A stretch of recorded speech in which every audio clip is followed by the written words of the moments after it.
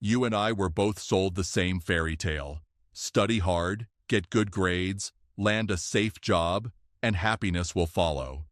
Yet at 10 years old, I already smelled a rat. I can still see my freckled hand shooting into the air and hear my own voice cracking as I asked my teacher, "When are we going to learn about money?" Her answer, "We don't teach money in school," hit me like ice water. How could the very fuel that powers every dream, every home, every retirement plan be left off the syllabus? That single moment lit a fire that has burned for 6 decades. A fire that turned a broke Marine pilot into a billionaire who owns mines, real estate, and companies on 3 continents. And that is why you can't click away.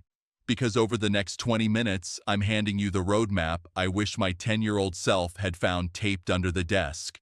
The exact steps to stop trading your life for a paycheck and start building assets that spit out cash while you sleep, travel, or teach your grandkids to fish. Stay with me and I'll reveal the 1-ratio billionaires monitor weekly. It's not net worth. And the 30-day micro deal challenge that will yank you, yes you, out of the employee mindset and drop you squarely into the investor's seat. You'll walk away knowing precisely how to engineer money so it works harder than you ever could. Miss a minute, and you might miss the moment that rewrites your financial DNA forever. Ready? Grip your pen like a parachute ripcord, because in the next section, we're diving straight into the painful lie that keeps 90% of the population chained to desks they secretly despise. Picture the typical morning rush hour. Millions of bright, capable adults trapped bumper to bumper, inching toward buildings they don't own to answer emails they don't care about, all for a salary that evaporates the moment taxes and rent hit. It's a silent tragedy playing out daily, yet we've been conditioned to applaud it as responsibility. Let me rip the bandage off. The system isn't broken. It was engineered to make you an obedient employee. From kindergarten on, we're graded on punctuality, memorization, and compliance. Show up on time, recite the chapter, follow the rules. Perfect training for a life of clock punching, not wealth building. You're praised for saving pennies in a bank account that pays 1% while inflation steals 6%. You're told debt is dangerous, unless it's a 30-year mortgage that makes you a captive customer of the bank's true product, interest. Meanwhile, across the street, business owners and investors play by an entirely different rulebook. They leverage good debt to acquire appreciating assets, pay lower effective tax rates than their employees, and use corporate structures to protect and multiply their wealth. They understand that money is a game of systems, not sweat. Here's the cruel math. An employee earning $100,000 can surrender up to $40,000 in taxes, another $10,000 in commuting and wardrobe costs, and spend the rest servicing consumer debt. Contrast that with an investor who shelters gains through legal entities, reinvests pre-tax dollars, and lets inflation erode the value of his liabilities while his assets climb. Same economy, opposite outcomes. If that stings, good. Pain is the universe's loudest teacher. In a moment, I'll hand you the framework, my Cashflow Quadrant, that exposes exactly why the rich keep getting richer. But first, ask yourself, whose rules have you been playing by, and are you ready to change the game? Grab a sheet of paper and draw a giant plus sign, 2 lines intersecting in the center. Label the top left quadrant E for employee, the bottom left S for self-employed, the top right B for business owner, and the bottom right I for investor. Congratulations, you've just sketched the entire economic battlefield on which your financial fate will be decided. Left side, time for money prison, E, employee. You sell hours to a company. 1 income stream, 0 control. Miss a paycheck. Life unravels. S, self-employed specialist. Doctor, lawyer, freelancer. You own your job, but the job still owns your calendar. The moment you stop working, the money faucet snaps shut. Together, E's and S's shoulder the heaviest tax burden. often 40–60% when payroll, income, and social taxes stack up. Worse, they buy liabilities, cars, gadgets, bigger houses, mistaking stuff for prosperity. Right side, systems for money freedom. B, business owner. You build a machine staffed by people and processes. Whether you're on a beach or in a boardroom, that machine gushes cash. I, investor. You deploy capital into someone else's machine. Your money works 24/7 in global markets, real estate, or private deals. B's and I's often pay 20% or less in effective taxes, sometimes legally hitting zero by reinvesting pre-tax profits into new assets. That's not a loophole. It's a government-sanctioned reward for fueling growth and jobs. Here's the brutal truth. Remaining on the left side is a life sentence of trading time for survival. Crossing to the right is a conscious, disciplined migration. It starts with mindset, graduates to skill set, and ends with asset set. So ask yourself right now, out loud if you dare, which quadrant am I in today, and which quadrant will I dominate 5 years from now? Keep that answer handy. In the next segment, I'll hand you the exact playbook my rich dad drilled into me after I hung up my marine aviator wings and started hunting for true freedom. I just finished my final carrier landing, adrenaline still buzzing, when my biological dad, PhD, 30 years a government employee, pulled me aside. Son, the airlines are hiring. It's safe, it's steady, it's respectable. His words were laced with love and chains. The next week, I attended a university job fair in my dress whites. IBM recruiters, stiff suits, zero eye contact, pushed brochures on pension plans. Then I spotted the Xerox booth, colorful blazers, open laughter, cold beer dripping down the counter.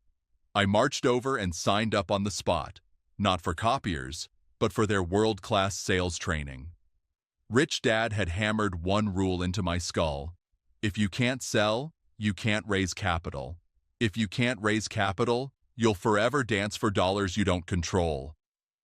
For 2 grinding years, I turned every slam door into a masterclass. Rejection taught persistence. Objections sharpened storytelling. Quotas forged emotional armor. By year 3, I was top 5% worldwide.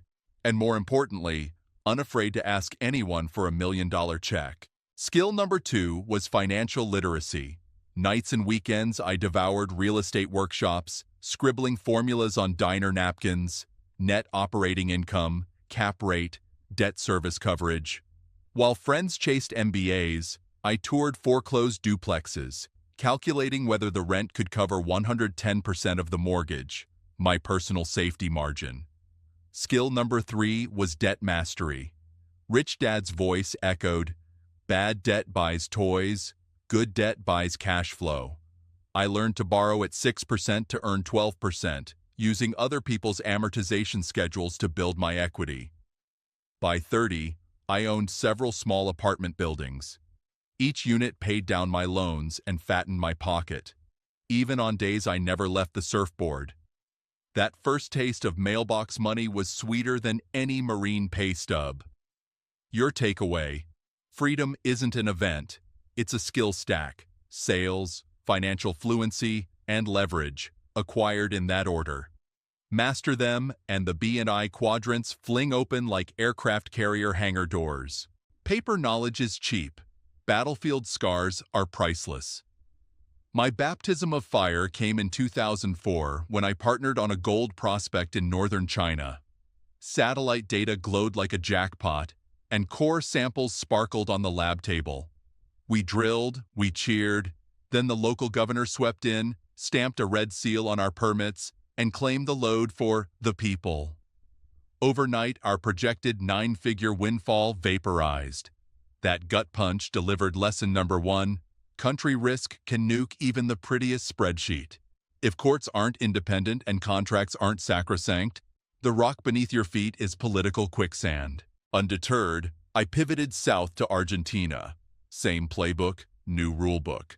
This time we invested months mapping regulatory mazes, courting province leaders, and structuring our venture through ironclad U.S. holding companies. When silver prices spiked, we sold the operation for a 6x multiple. That win etched lesson number 2. Legal structure is leverage. Ignore it and you'll finance someone else's lesson. The crown jewel was a mothballed Utah mine first dug in the 1880s. Using AI to reanalyze dusty assay logs, we discovered a vein the old-timers missed. We raised $40 million in mezzanine debt, rehabbed the shaft, and listed the company on the NYSE. On opening week, the stock tripled, minting fortunes for every employee with options, janitors included. Lesson number 3. The richest investors don't buy shares, they issue them. Why am I telling you war stories? Because each deal hammered home the trifecta that separates amateurs from capitalists. Due diligence deeper than a drill core. Structures that survive hostile winds. Capital raised on the back of a compelling story. Yours. Keep listening, because in the next segment, I'll hand you the single metric that tells me, in 10 seconds, whether a deal will feed my grandchildren or choke my lenders. Miss it, and you might spend decades hauling buckets instead of laying pipeline. Forget net worth puffery. The cash flow coverage ratio, CCR, is what makes or breaks empires. Calculate it like this. CCR, net operating cash flow, total debt service, principal plus interest. If a company generates 1.2 million and owes 1 million CCR, Chin 1.2. That's treading water. One misstep and lungs fill. My personal threshold? 3x minimum. At that level, every dollar of debt is cushioned by 3 fresh dollars of cash, giving me room to breathe, expand, or slam the brakes if markets hiccup. Why does CCR trump profit? Because cash pays bills, accruals don't. Enron reported profits while hemorrhaging cash. Amazon looked unprofitable for years, while its CCR roared like a jet engine. Billionaires monitor this ratio weekly, sometimes daily, because it answers the only question that matters. Can the machine survive a storm? Your 7-day street corner drill, mid-video hook. Pick a local business you frequent, a cafe, gym, or repair shop. Chat up the owner. Politely ask for ballpark numbers, monthly revenue, rent, loan payments. Napkin math their CCR. Don't sweat decimals. Direction beats precision. Drop your findings in the comments using Chalker Cashflow Detective. I'll spotlight the sharpest analysis in our next video and, for one winner, jump on a private Zoom to dissect your first investment idea. That's your dangling carrot. Don't let it rot. Micro investment warm-up. While you're CCR hunting, choose a tiny asset you can control end-to-end this month. Rent a spare room, flip a used camera, fund a friend's Etsy inventory. You'll be the seller, the capital raiser, and the operator. A miniature run through all 4 quadrants. Keep a deal diary logging every hiccup and hack. You'll need those notes when we systematize in Part 8. Stay tuned, because Parts 7 and 8 will show you how to turn that micro deal into a scalable machine, with documented SOPs and a team that frees you to hunt bigger game. Your first micro deal is like a single Lego brick, tiny, but it teaches the geometry of wealth. The next step is to click bricks together until they form a castle that stands whether you're awake or asleep. That conversion hinges on one habit most rookies skip: writing things down while they're still messy. Capture the chaos.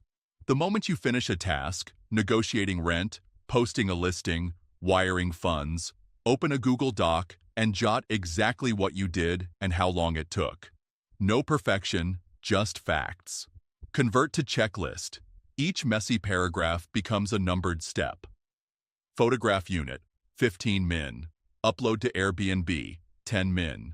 Auto price with wheelhouse, 2 min.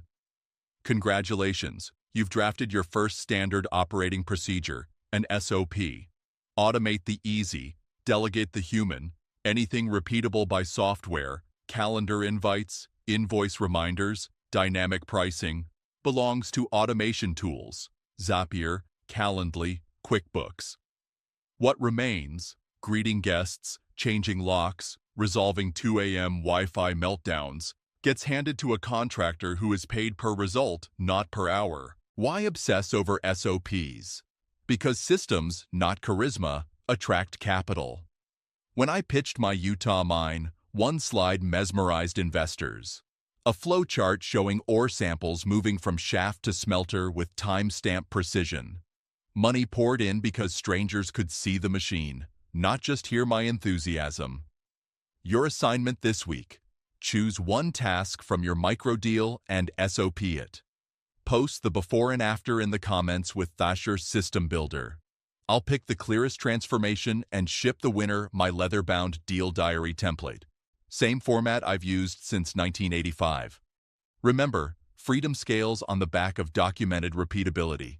If your business lives only in your head, you don't own a company.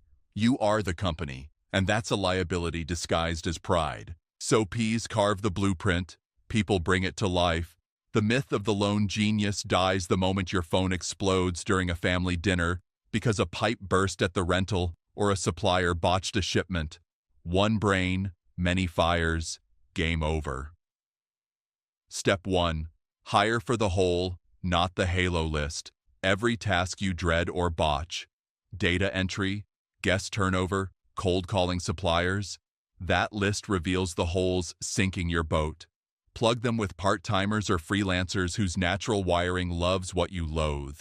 Remember, the cheapest hire is the one who frees your highest value hours. Step 2. Pay on performance, not presence. Employees paid to show up drift into meetings and memes. Contractors paid per keyed-in lease or per converted lead chase efficiencies you haven't imagined. Align incentives with outcomes and watch your margins widen without micromanagement. Step 3. Culture of candor. Institutions crumble when frontline truths never reach the top. Hold a 15-minute weekly huddle, virtual or in person, where every team member answers 3 bullets. What went right? What went wrong? What's the fix? Capture fixes in your SOP library. Congratulations! You now possess a self-healing organism. Mental Kevlar. Rituals against the roller coaster. As zeros multiply, so do mood swings. Market dips, lawsuit letters, a key employee quits. Each can hijack your nervous system. Craft your emotional SOP, morning workout, 10-minute meditation app, nightly gratitude scribble, non-negotiable. Why? Because capital sniffs out desperation the way sharks smell blood. A steady pulse is your competitive moat. Case study: Sarah's Leap. You met Sarah, the schoolteacher turned entrepreneur. Once her cafe doubled cash flow, she documented every drink recipe, vendor reorder, and Instagram promo. Then she hired a shift manager paid 5% of weekly net revenue. Sales rose another 18%, while Sarah spent mornings scouting her second location. Systems plus aligned talent, wealth's twin engines. In the next segment, you'll discover the 6-step deal checklist that turns any opportunity, real estate, e-commerce, even a mineral claim, into a yes or no decision in under an hour. Master it, and you'll sift gold from gravel like a seasoned prospector. Don't miss it. When a proposal hits my inbox, I don't forward it to lawyers or analysts first. I run it through my 6-step deal checklist. 60 minutes, single cup of black coffee, and I know whether to dive deep or hit delete. Copy this verbatim into your journal. Problem Profit. What pain does this solve, and for whom? No bleeding wound, no bleeding cash. If the pitch can't articulate an urgent problem in 20 words, I stop reading. Cash flow. Concept: show me how money arrives and how soon. I want first revenue inside 90 days, not network effects someday. Cash is the drug that keeps vision alive. Leverage versus liability. How much cheap debt or technology amplifies returns? And what breaks if leverage unwinds? I model the worst-case CCR at 1.5x. If it plunges below, pass. Operator grid: I back jockeys, not horses. Has the founder chewed glass before, fired friends, slept on factory floors, sold belongings to make payroll? A resume of scars trumps a pitch deck of promises. Exit snapshots, flip, refi, IPO. I sketch 3 exit paths with projected multiples. If none return capital inside 5 years, I keep my powder dry. Values alignment. Will I lose sleep owning this at dinner table headlines? Reputation compounding beats money compounding. One scandal nukes decades of trust. Run every opportunity through these 6 filters. Keep timestamps on each answer. The discipline forces clarity. Post your first checklist breakdown in the comments with Gakrin Deal Doctor. I'll critique the sharpest one on camera next week. We've journeyed from a 10-year-old's innocent question to billion-dollar minds, from napkin ratios to battle-tested SOPs. Let's weld it all into a single, unavoidable challenge. Pick your micro deal. Day 1. Spare bedroom, vending machine, domain flip. Anything under $5,000 you control end-to-end. Write the 6-step checklist. Day 2. 1-page, bullet point answers. If a box feels flimsy, tighten it or pivot deals. Secure capital. Days 3 to 10. Personal savings, 2 friends, 1 local lender. Practice the ask. Record every objection. Craft stronger answers. Launch and log. Days 11-25. Operate the asset daily. Track income, expenses, CCR. Update your deal diary each night. 3 sentences minimum. Systemize and delegate. Days 26-29. Draft 1 SOP. Hire or automate 1 task. Free at least 2 hours of your own time. Publish your insight. Day 30.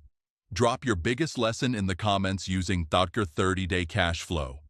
I'll invite the top 3 stories onto the channel for a live breakdown. And maybe, just maybe, cut my own check into your next deal. If you felt even a spark while watching, that's your future self begging you to move. Don't let the algorithm feed you another cat video and steal this momentum. Smash like, slap subscribe, and share this with one friend who's smarter than their paycheck. Comment "I'm in" if you accept the 30-day mission. Remember, the poor exchange time for money. The middle class exchange skills for money. The rich build systems that print money. Your pen is the 3D printer of financial reality. Start scripting. I'll see you in 30 days with your results. Until then, question every rule, read cash flow like poetry, and keep turning liabilities into ladders.